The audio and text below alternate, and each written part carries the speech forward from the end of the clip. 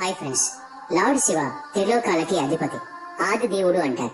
ఎందుకంటే శివుణ్ణి యూనివర్స్ లో ఉన్న ఏ శక్తి కూడా ఎదిరించలేదు. శివుడి యొక్క జన్మం ఎలా జరిగింది అని మీరు ఎప్పుడైనా ఆలోచించారా? అలాగే శివుడి తల్లి ఎవరు, తన తండ్రి పేరేంటి, శివుడు ఎవరి దగ్గర శిక్షణ తీసుకున్నాడు, అలాగే శివుడు గురువుగా ఎవరెవరికి శిక్షణ ఇచ్చాడు, ఇలాంటి ఎన్నో ప్రశ్నల గురించి ఈ వీడియోలో మాట్లాడుకుందాం. అందుకని ఈ వీడియోని ఎక్కడా స్కిప్ చేయకుండా పూర్తిగా చూడండి. మరికెందుకు ఆలస్యం, let's start our today's episode. ముందుగా శివ పురాణంలో శివుడి జన్మకు సంబంధించిన ఒక కథ గురించి తెలుసుకుందాం. శివ పురాణం ప్రకారం భగవంతుడైన శివుడిని స్వయంభూ అంటారు. అంటే అర్థం శివుడి యొక్క జన్మ అనేది స్వయంగా జరిగింది. శివుడికి తల్లి తండ్రులు లేరు అని మనం అర్థం చేసుకోవాలి. అందుకే శివుడు పంచభూతాల్ని కంట్రోల్ చేయగలడు. దీనివల్ల శివుడికి మృత్యు అనే భయం కూడా లేదు. శివుడికి చావు అనేది లేదు.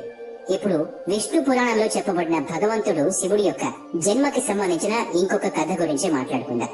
విష్ణు పురాణం ప్రకారం విష్ణువు నుదుటి నుంచి వచ్చిన తేజస్సు కారణంగా శివుడి యొక్క జన్మ జరిగింది.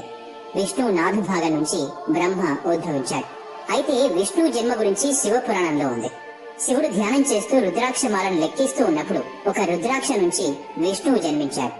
ఇక్కడ మీరు గమనించినట్లయితే విష్ణు పురాణం మరియు శివ పురాణం రెండు ఒకదానికొకటి పూర్తి వ్యతిరేకంగా ఉన్నాయి.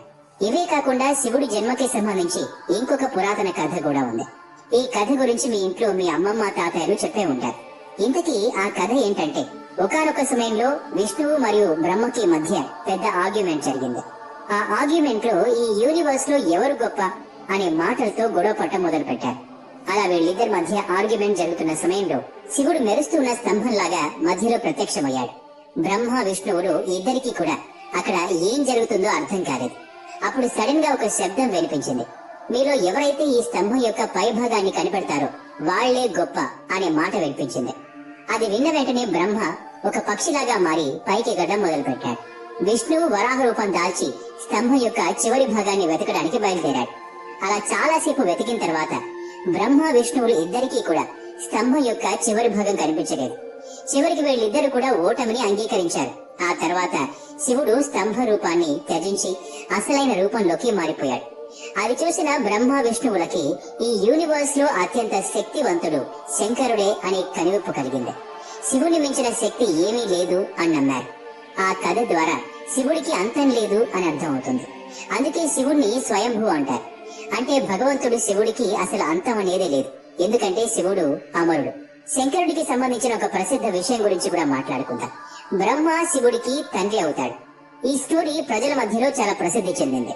ఒకవేళ ఈ స్టోరీ నిజమైతే అసలు ఏ విధంగా శివుడు బ్రహ్మకి పుత్రుడవుతాడు? ఈ ప్రశ్నకు సంబంధించి విష్ణు పురాణంలో ఒక కథ కూడా ఉంది. విష్ణు పురాణం ప్రకారం భూమి, ఆకాశం అలాగే ఈ పూర్తి యూనివర్స్ నీటిలో మునిగిపోయి ఉంది. ఆ సమయంలో విష్ణువు తప్ప ఇంకెవరూ కూడా లేరు. ఆ సమయంలో కేవలం విష్ణువు మాత్రమే నీటి మీద తేలుతూ ఉన్నాడు. ఆ తర్వాత విష్ణువు నాభి నుంచి ఒక కమల పుష్పంలో బ్రహ్మ జన్మించాడు. బ్రహ్మ విష్ణువులు ఇద్దరూ కూడా ఈ యూనివర్స్ గురించి మాట్లాడుతూ ఉన్నప్పుడు మధ్యలో శివుడు ఉద్భవించాడు. అప్పుడు బ్రహ్మ శివుణ్ణి గుర్తుపట్టలేదు. అప్పుడు శివుడు అక్కడి నుంచి మాయమైపోయాడు. ఇదంతా గమనించిన విష్ణువు బ్రహ్మకి దివ్య దృష్టి ప్రసాదించి శివుడి గురించి గుర్తు చేశాడు. ఆ తర్వాత బ్రహ్మదేవుడు తన తప్పును తెలుసుకుని శివుణ్ణి క్షమాపణ అడిగి పుత్రుడి రూపంలో తనకి జన్మించమని శివుణ్ణి అడిగాడు. అప్పుడు శివుడు బ్రహ్మదేవుడి ప్రార్థనని అంగీకరించి ఆశీర్వాదం ఇచ్చాడు. ఆ తర్వాత బ్రహ్మదేవుడు ఈ సృష్టిని సృష్టించే సమయంలో తనకి ఒక పిల్లవాడి అవసరం పడింది. అప్పుడు శివుడి యొక్క ఆశీర్వాదం బ్రహ్మదేవుడికి గుర్తొచ్చింది. వెంటనే శివుడి కోసం బ్రహ్మ తపస్సు చేయడం మొదలు పెట్టాడు. అలా కొంతకాలం తర్వాత శివుడు ఒక బాలుడి రూపంలో బ్రహ్మ ముందు ప్రత్యక్షమయ్యాడు. ఆ బాలుడు బ్రహ్మ ముందు నిలుచుని ఏడుస్తూ ఉన్నాడు. అప్పుడు బ్రహ్మ ఆ బాలుని ఎందుకు ఏడుస్తున్నావు అని అడిగాడు. అప్పుడు బాలుడు నాకు ఎలాంటి పేరు కూడా లేదు అని సమాధానమిచ్చాడు. అలా బ్రహ్మదేవుడు ఆ బాలుడికి రుద్ర అనే పేరు పెట్టాడు. ఆ పేరుకు అర్థం ఏడుస్తూ ఉన్నవాడు అని. ఆ పేరు పెట్టినప్పటికీ కూడా ఆ బాలుడు ఏడుపు ఆపలేదు. దాంతో బ్రహ్మ ఇంకో పేరు పెట్టాడు. రెండో పేరు కూడా ఆ బాలుడికి నచ్చలేదు. అలాగే ఇంకా ఏడుస్తూనే ఉన్నాడు. ఏదో విధంగా బాలుడి ఏడుపు ఆపాలని బ్రహ్మదేవుడు శివుడికి 108 పేర్లు పెట్టాడు. రుద్ర, సర్వ, భావ్, ఉగ్ర, భీం, ఈశాన్ మరియు మహాదేవు లాంటి 108 పేర్లు పెట్టాడు. శివ పురాణం ప్రకారం ఈ పేర్లన్నీ కూడా భూమి మీద రాయడం జరిగింది. దీని తర్వాత శ్రీమద్దేవి మహాపురాణం గురించి మాట్లాడుకోవాలి. ఈ పురాణంలో మహాదేవుడి యొక్క తల్లిదండ్రుల గురించి చెప్పారు.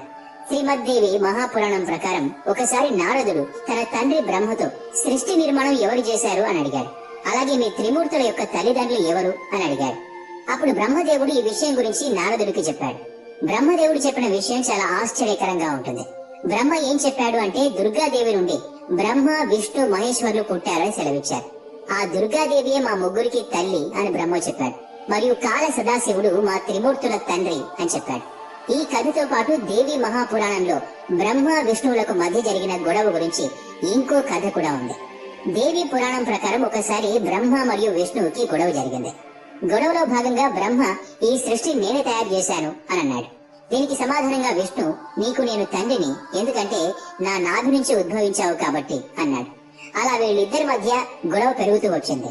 ఈ విషయాన్ని గమనించిన సదాశివుడు అక్కడికి వచ్చి, పుత్రులారా, నేను మీకు యూనివర్స్ ని తయారు చేయడం, పాలించడం లాంటి 2 పనులు అప్పగించాను. ఇదే విధంగా శంకరుడికి సంహరణ, తిరోగతి లాంటి పనులు అప్పగించాను. సదాశివుడు ఇంకా మాట్లాడుతూ, నాకు 5 ముఖాలున్నాయి. 1 ఆకార్, 2 ఉకార్, 3 ముకార్, 4 బిందు మరియు 5వ ముఖం నుంచి నాద్ అంటే శబ్దం ఉద్భవించింది. ఈ 5 ముఖాల్ని కలిపి చూసినట్లయితే ఓంకారం తయారవుతుంది. ఈ ఓంకారాన్ని మనం అందరం శివుడి మూలమంత్రంగా చెప్పుకుంటాం.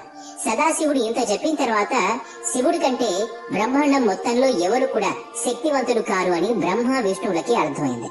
దాంతో ఇద్దరు కూడా శివుడికి ప్రణామాలు చేశారు. ఇప్పటి వరకు శివుడి గురించి ఎన్నో విషయాలు తెలుసుకున్నాం.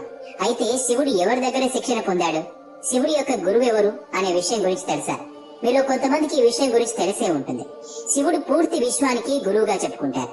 అయితే ఇక్కడ ప్రశ్న ఏంటి అంటే, శివుడు ఎవరికి గురువుగా శిక్షణ ఇచ్చాడు? హిందూ పురాణాల ప్రకారం ఈ విశ్వానికి బ్రహ్మ మరియు శంకరుడు ప్రథమ గురువులు అవుతారు. వీళ్ళిద్దరు కూడా ఈ సృష్టిని తయారు చేశారు. బ్రహ్మదేవుడు తన మానస పుత్రులకు శిక్షణ ఇచ్చాడు. అలాగే శివుడు తన జ్ఞానాన్ని 7 శిష్యులకు ఇచ్చాడు. అంటే శివుడు 7 శిష్యులకి గురువుగా చెప్పుకోవచ్చు. ఆ 7 శిష్యుల్ని ఈ రోజు మనం సప్త ఋషులు అని పిలుస్తూ ఉంటాం. ఈ వీడియోలో శివుడి జన్మ గురించి ఎన్నో విషయాలను తెలుసుకున్నాం. ఈ వీడియో నచ్చినట్లయితే లైక్ చేయండి, షేర్ చేయండి. ఇలాంటి మరిన్ని వీడియోస్ కోసం ఈ ఛానల్ కి సబ్స్క్రైబ్ చేసుకుని బెల్ ఐకాన్ మీద క్లిక్ చేయండి. నెక్స్ట్